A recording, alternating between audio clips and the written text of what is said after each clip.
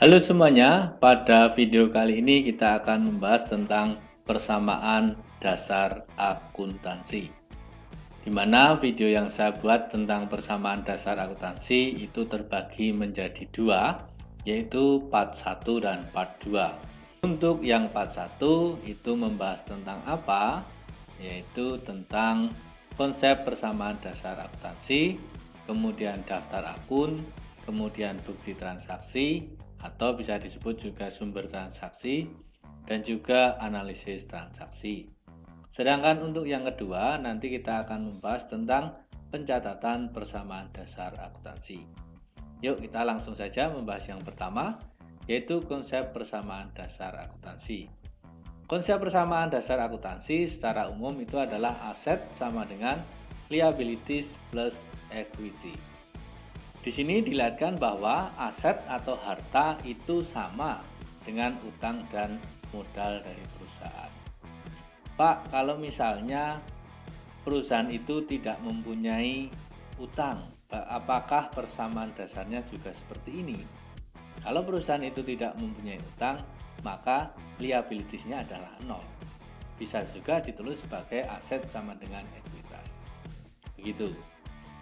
Nah, di dalam persamaan dasar akuntansi ini, ekuitas ini bisa bertambah atau bisa berkurang. Bertambah itu ketika adanya pendapatan. Berkurang itu karena adanya beban. Nah, kalau kita melihat di sini ada aset, liabilities, ekuitas, pendapatan, dan beban. Khusus beban bertanda negatif karena mengurangi. Kita lihat yang tanda sama dengan. Di bagian tanda sama dengan itu ada dua bagian. Aset itu di sebelah kiri, liabilities, ekuitas, dan pendapatan, dan juga beban. Beban yang ada tanda minusnya itu di sebelah kanan. Maka kita bisa membaca aset itu bertambah di sisi kiri sama dengan. Liabilities, ekuitas, dan pendapatan itu di sisi kanan sama dengan. Maka kalau di dalam akuntansi istilah kiri dan kanan itu diganti menjadi debit dan kredit. Maka aset bertambah di debit, liabilities bertambah di kredit, ekuitas bertambah di kredit, pendapatan bertambah di kredit, beban berkurang di kredit. Maka bertambahnya beban itu di debit. Itu adalah konsep persamaan dasar akuntansi. Untuk selanjutnya yaitu tentang akun-akun. Akun-akun ini dari mana? Dari pendetilan persamaan dasar akuntansi. Yang pertama adalah aset. Aset atau kita beri kode 1. Aset ini dibagi menjadi 4, yaitu ada aset lancar, di mana aset yang mudah dicairkan, yaitu kas, piutang, sewa dibayar di muka, perlengkapan. Ini contoh-contoh aset yang mudah dicairkan. Kemudian aset yang memerlukan waktu untuk pencairan, contohnya peralatan, kendaraan, gedung, bisa dicairkan tetapi butuh waktu. Ya. Kemudian ada aset yang tidak berwujud. Contohnya apa? Hak paten, merek dagang, kemudian ada goodwill atau nama baik. Kemudian ada aset atau investasi jangka panjang. Maksudnya apa? Maksudnya perusahaan ini juga ikut menginvestasikan uang perusahaan untuk diinvestasikan ke usaha lain. Maka biasanya adalah investasi saham. Kemudian untuk liabilities itu kodenya 2. Liabilities dibagi menjadi 2. Liabilities jangka pendek dan juga jangka panjang. Jangka pendek ini adalah liabilities yang bisa kita bayarkan itu kurang dari 1 tahun, biasanya seperti itu. Sedangkan liabilities jangka panjang yaitu utang yang bisa kita bayarkan lebih dari 1 tahun. Kemudian yang selanjutnya kode 3 adalah equity atau modal. Nah, ini adalah daftar akun yaitu tentang akun real. Nah, untuk selanjutnya adalah akun nominal. Yang pertama adalah pendapatan, kodenya adalah 4, contohnya pendapatan jasa. Kemudian beban, kodenya 5, contohnya beban gaji, listrik, iklan, sewa, dan sebagainya.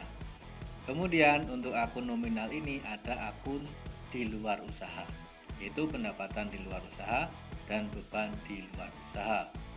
Pendapatan di luar usaha contohnya pendapatan bunga, yaitu pendapatan bunga ini adalah pendapatan di luar kegiatan perusahaan, di luar kegiatan utama perusahaan.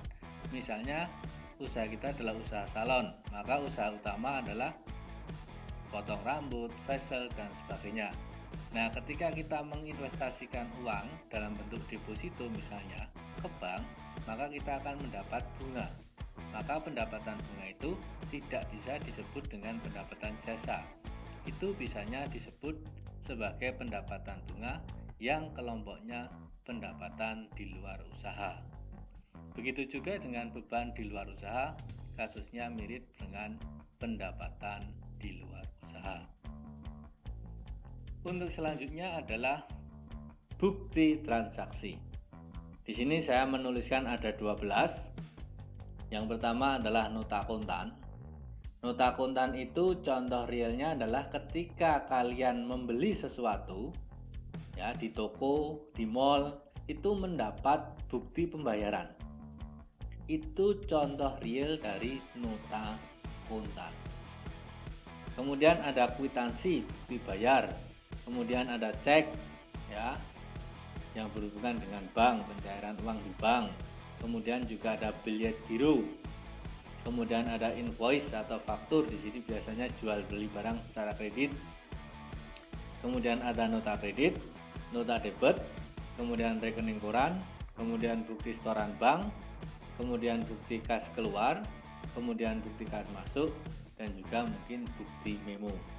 Saya tidak menjelaskan satu persatu, tetapi Anda bisa membaca dari buku tentang apa ini, kemudian juga bisa membuka di Google ya tentang bukti transaksi.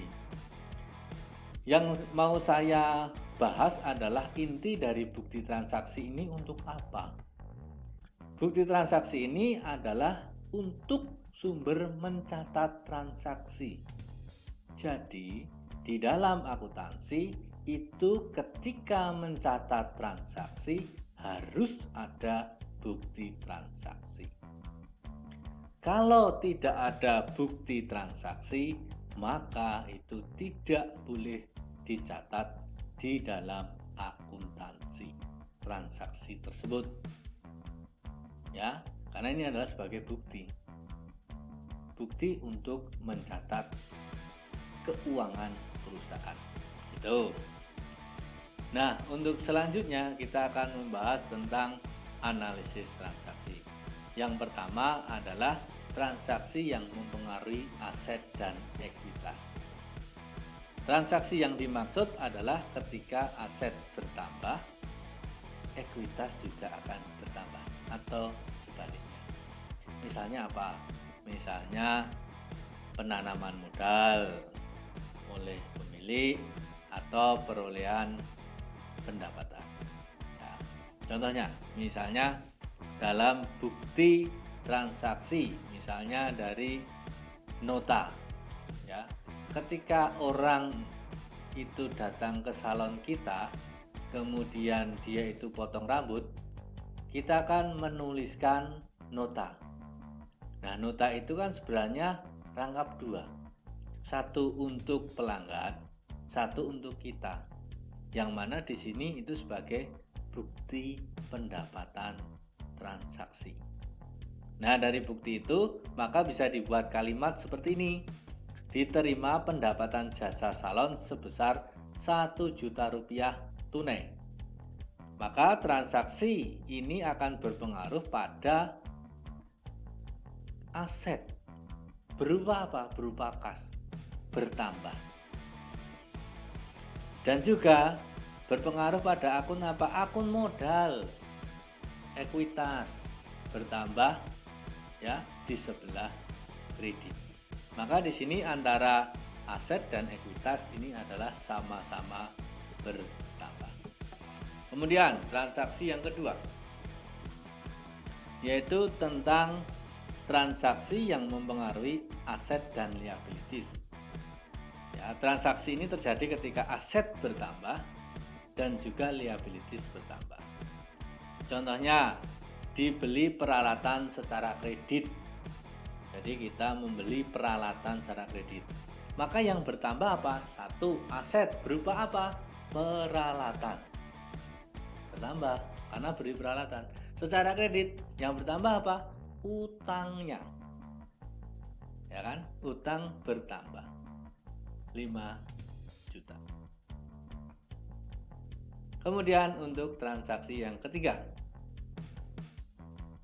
transaksi yang hanya mempengaruhi aset, hanya aset saja. Ya, ini pergeseran aset saja gitu ya. Contohnya apa? Membeli perlengkapan secara tunai, membeli peralatan secara tunai, membeli kendaraan secara tunai, menerima pembayaran piutang, itu contohnya. Ya, contoh kasusnya gimana? Pembelian aset secara tunai, dibeli perlengkapan kantor sebesar 500.000. Maka transaksi ini akan berhubungan atau berpengaruh pada perlengkapan bertambah sebelah debit dan kas berkurang sebelah kredit. Kemudian untuk yang keempat, yaitu transaksi yang mempengaruhi liabilities dan ekuitas. Ya, ini contohnya adalah pembagian dividen yang belum dibayarkan. Ini biasanya untuk perusahaan yang modalnya dalam bentuk saham gitu ya. Kemudian analisis berikutnya adalah transaksi yang hanya mempengaruhi liabilities, yaitu transaksi di mana ini pengubahan, misalnya sebagian utang usaha diubah menjadi utang jangka panjang. Nah, untuk poin 4 dan 5 ini tidak saya bahas lebih mendalam karena untuk persamaan dasar akuntansi untuk perusahaan jasa nanti kita akan banyak berbicara dan mengulas untuk analisis transaksi yang poin 1, 2, dan 3. Nah, demikian yang bisa saya sampaikan di video tentang persamaan dasar akuntansi untuk bagian 1. Untuk bagian 2 terkait dengan pencatatan persamaan dasar akuntansi akan saya berikan di video berikutnya. Terima kasih dan semoga sukses.